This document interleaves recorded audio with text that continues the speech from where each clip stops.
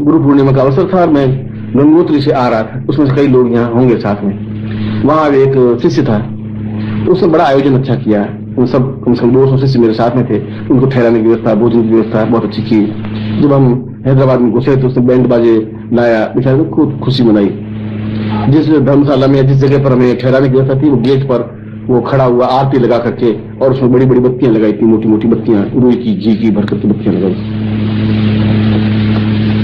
और बत्तियां लगाने के बाद जब मैं घुसने लगा, आरती करने लगा, सब गुरु आरती होती है, गुरु की आरती करके उसको अंदर ले, तो मैं भी खड़ा हुआ, भाई के साथ में थी, पीछे से भी थे। अब वो ठेठ आरती लाते लाते ठेठ यहाँ तक ले आए। अब मैं मुंह नीचे ठेठ और लाया, मैं और मैं अब पीछे तो गर्दन अब कितनी जाएगी मुझे।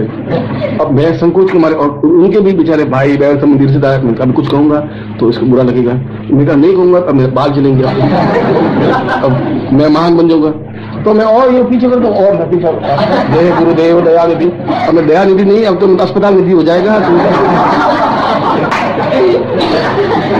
तो मैं हाथ से उसकी आरती को उसको, ये क्या? अरे मैंने कहा भाई आरती क्यों नहीं घुसी ऐसा, आप कब गवाते हैं? मैं एक बार आया तो फंस गया, इसका मतलब ये बोला तो मुझे सीधा यहाँ अस्पताल घर ही पहुंचा दो। मैंने तुम दूर से आरती करो, नहीं गुरु जी, बार बार थोड़ी होता है ऐसा, मौका बार बार थोड़ी आता है, आज ही आया। और वो आरती नजदीक डाला, उसकी लपट मेरे लगे, वो दयानिधि ने हितकारी, वो बहुत मुश्किल से पूरी हुई। तब तक मेरा शरीर, वो चेहरा लाल सुर्ख सा हो गया। मैंने वाइफ बेचारी घबराई, उसमें जो कुछ हो गया गड़बड़, वो मेरे तो ताके मेरे हाथ से टल्ला मारे, तुम टल्ला मार, मैं अब क्या कर सकता हूँ, मैं तो फंसा हुआ हूँ यहाँ से बीच में।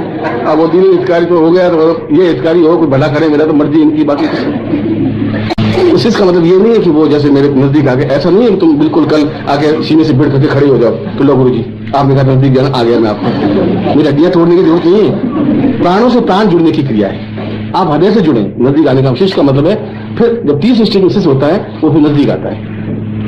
नजदीक आने का मतलब ये होता है कि फिर उसका चिंतन खुद का कुछ नहीं होता, फिर उसमें कुछ प्रश्न भी नहीं होते,